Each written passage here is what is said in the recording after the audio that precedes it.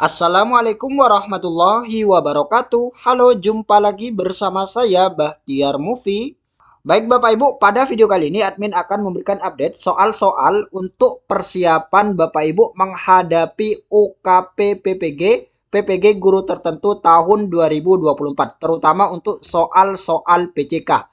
Nah, jadi bagi Bapak Ibu, simak terus video ini dan sebelum lanjut seperti biasa admin ingatkan kembali, jangan lupa tekan tombol subscribe-nya terlebih dahulu dan tekan tombol loncengnya agar nantinya Bapak Ibu selalu mendapatkan update informasi-informasi terbaru dari kami. Baik Bapak Ibu, kita langsung saja. Soal yang nomor 1, rumusan tujuan pembelajaran berbunyi melalui penggunaan media pembelajaran, peserta didik dapat menentukan jaring-jaring balok. Media yang tepat untuk mencapai tujuan tersebut adalah yang A, presentasi yang menayangkan berbagai macam jaring-jaring balok. Kemudian gambar berbagai jenis jaring-jaring balok pada papan tulis. Kemudian gambar berbagai jenis jaring-jaring balok pada kertas berpetak. Kemudian kerangka balok yang terbuat dari kawat. Yang E, balok dari kertas yang dapat dibuka membentuk jaring-jaring balok. Nah, untuk soal yang nomor 1, ini yang ditanyakan adalah media Bapak Ibu. Media yang tepat untuk mencapai tujuan pembelajaran tersebut. Nah, jadi jawaban yang tepat ini adalah yang E ya Bapak Ibu, yaitu balok dari kertas yang dapat dibuka membentuk jaring-jaring balok. Nah, ini media yang tepat untuk mencapai tujuan pembelajaran, yaitu peserta didik dapat menentukan jaring-jaring balok. Alasannya Bapak Ibu, media ini memungkinkan peserta didik tidak hanya melihat jaring-jaring balok, tetapi juga mengalami secara langsung bagaimana balok dapat dibuka dan membentuk jaring-jaring. Dengan cara ini, siswa dapat memahami hubungan antara bentuk 3 dimensi dan representasi 2 dimensi dengan lebih baik. Aktivitas interaktif ini juga mendorong keterlibatan siswa yang memudahkan mereka dalam mengingat serta menerapkan konsep yang dipelajari. Jadi jawaban yang tepat adalah yang E. Kemudian soal yang nomor 2, seorang guru kelas 4 SD akan membelajarkan mata pelajaran pendidikan Pancasila dengan tujuan pembelajarannya peserta didik mampu menerapkan nilai Pancasila dalam kehidupan sehari-hari. Dalam rangka mencapai tujuan tersebut, guru mengembangkan media pembelajaran yang kreatif dan inovatif. Media yang cocok yang digunakan guru tersebut adalah yang A, menggunakan papan tulis untuk menjelaskan nilai-nilai Pancasila dalam kehidupan sehari-hari. Yang B, menggunakan bagan yang menjelaskan materi menerapkan nilai Pancasila dalam kehidupan sehari-hari. Yang C, menggunakan video yang menunjukkan penerapan nilai-nilai Pancasila dalam kehidupan sehari-hari. Yang D, menggunakan game untuk mendorong peserta didik berpartisipasi aktif dalam pembelajaran.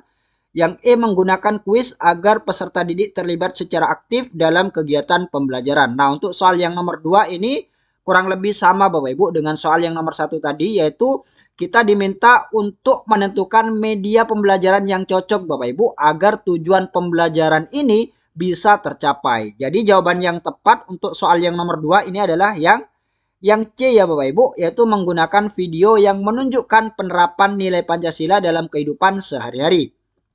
Nah, kita lihat alasannya Bapak Ibu. Dengan menonton video, peserta didik dapat melihat langsung contoh yang menunjukkan penerapan nilai Pancasila dalam kehidupan sehari-hari, seperti kerja bakti di lingkungan sekolah atau kegiatan sosial lainnya. Jadi jawaban yang tepat adalah yang C. Kemudian soal yang nomor 3, seorang guru SD berharap peserta didiknya mampu menjelaskan dan membuktikan teorema Pythagoras dan triple Pythagoras. Dalam salah satu langkah pembelajaran di kelas, peserta didik diminta untuk menganalisis langkah-langkah pembuktian teorema Pythagoras dengan berbagai cara. Langkah pembelajaran tersebut ditunjukkan untuk menumbuhkan kemampuan berpikir. Yang A, representasi sistematis. Yang B, kreatif matematis. Yang C, kritis matematis. Yang D, komunikasi matematis. Yang E, algoritmis matematis. Nah, jadi jawaban yang tepat ini adalah yang C ya Bapak Ibu, kritis matematis. Nah, kata kuncinya di sini Bapak Ibu, yaitu peserta didik diminta untuk menganalisis langkah-langkah pembuktian teorema Pitagoras dengan berbagai cara. Nah, ini masuk dalam kritis matematis. Nah, kita lihat alasannya Bapak Ibu.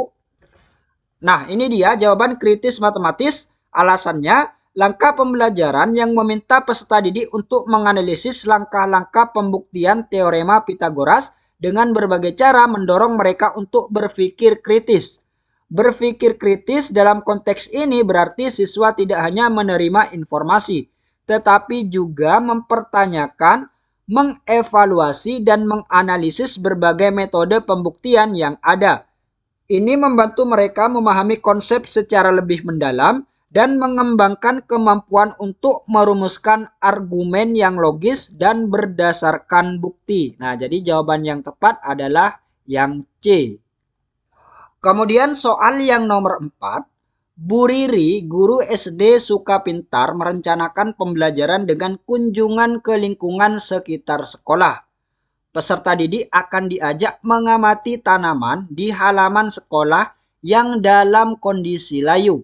Melihat fenomena tersebut, strategi yang tepat untuk melatih kemampuan menyelesaikan masalah dan berpikir kritis pada peserta didik adalah yang A. Mengidentifikasi masalah terlebih dahulu, yang B. Membuat rencana penyelesaian, yang C. Menyelesaikan masalah tanaman yang layu, yang D. Menganalisis solusi menyuburkan kembali, yang E. Membuat satu kesimpulan mengapa tanaman bisa layu. Nah, jadi untuk soal yang nomor 4 ini yang ditanyakan adalah strategi yang tepat Bapak Ibu untuk melatih kemampuan peserta didik, bagaimana cara menyelesaikan masalah dan berpikir kritis. Nah, jadi jawaban yang tepat untuk soal nomor 4 ini adalah yang A ya Bapak Ibu. Nah, kita lihat di sini alasannya. Strategi ini langsung menantang peserta didik untuk terlibat dalam proses pemecahan masalah dengan mengidentifikasi penyebab tanaman layu. Nah, jadi diidentifikasi terlebih dahulu Bapak Ibu, mengapa tanaman tersebut layu, dan merancang langkah-langkah untuk menyuburkannya kembali. Dengan cara ini, siswa tidak hanya menganalisis fenomena yang ada, tetapi juga menerapkan pengetahuan mereka dan berpikir kritis tentang solusi yang dapat diterapkan. Ini memberikan pengalaman langsung dalam menyelesaikan masalah nyata yang sangat penting untuk melatih kemampuan berpikir kritis dan menyelesaikan masalah. Jadi jawaban yang tepat adalah yang A. Kemudian soal yang nomor 5. Seorang guru akan mengajarkan keterampilan menulis teks naratif sederhana. Tujuan pembelajarannya yaitu peserta didik menyampaikan gagasan dan imajinasi secara indah dan menarik dalam bentuk prosa dengan penggunaan kosakata secara kreatif. Berikut desain pembelajaran yang dirancang oleh guru tersebut. Yang pertama, guru menyediakan beberapa alternatif tema, peserta didik memilih satu tema. Peserta didik mengeksplorasi berbagai kosakata yang berkaitan dengan tema yang dipilih. Kemudian peserta didik menyusun kerangka teks narasi sesuai tema. Yang 4, peserta didik mengembangkan kerangka menjadi teks naratif utuh. Yang 5, peserta didik melakukan pair editing bersama rekan sejawat setelah teks naratif selesai. Untuk menstimulasi kreativitas peserta didik ketika menulis teks naratif sederhana, strategi manakah yang dapat ditambahkan dalam desain pembelajaran? Yang A, yaitu sebelum mengeksplorasi kosakata, peserta didik mendaftar peristiwa menarik di lingkungan sekitar untuk menjadi pilihan tema menulis. Yang B, ketika melakukan pair editing, peserta didik dianjurkan menggunakan daftar panduan checklist agar hasil tulisan akhir menjadi baik. Yang C, pada saat mengembangkan kerangka hingga menjadi teks naratif, peserta didik memperhatikan unsur intrinsik, bagian alur, dan ilustrasi sebagai pelengkap. Yang D, kegiatan eksplorasi kosakata yang berkaitan dengan tema dilakukan dengan studi multiliterasi mulai dari buku cetak, website, hingga buku elektronik. Yang E, proses editing tanpa dilakukan dengan revisi berantai, yaitu semua peserta didik wajib memberikan revisi untuk produk teks naratif yang dibuat seseorang. Nah, jadi untuk soal yang nomor 5 ini yang ditanyakan adalah strategi Bapak Ibu. strategi yang tepat dalam desain pembelajaran ini. Yang paling tepat ini jawabannya adalah yang D ya Bapak Ibu, yaitu kegiatan eksplorasi kosakata yang berkaitan dengan tema dilakukan dengan studi multiliterasi mulai dari buku cetak, website hingga buku elektronik. Nah, ini deh Bapak Ibu jawabannya D. Alasannya strategi ini akan memperluas cakrawala peserta didik dalam mencari kosakata yang relevan dan menarik, serta mendorong mereka untuk mengeksplorasi berbagai sumber informasi. Dengan menggunakan pendekatan multiliterasi, siswa tidak hanya belajar dari satu jenis teks, tetapi juga dapat menggabungkan ide dan kosakata dari berbagai sumber yang akan memperkaya tulisan mereka dan meningkatkan kreativitas dalam menulis teks naratif. Ini sejalan dengan tujuan pembelajaran untuk menyampaikan gagasan secara indah dan menarik. Nah, jadi jawaban yang tepat ini adalah yang D. Kemudian soal yang nomor 6, seorang guru sedang mengajarkan keterampilan berbicara. Peserta didik diminta untuk menceritakan kembali kisah kelinci kecil dan burung pipit secara runtut dengan menggunakan kata-kata sendiri. Selama proses belajar berlangsung, guru juga ingin memotret komentar peserta didik lain ketika teman sejawatnya bercerita di depan kelas. Asesmen yang sesuai dengan kebutuhan guru tersebut adalah asesmen titik-titik. Pilihlah jawaban yang benar dengan memberi tanda centang.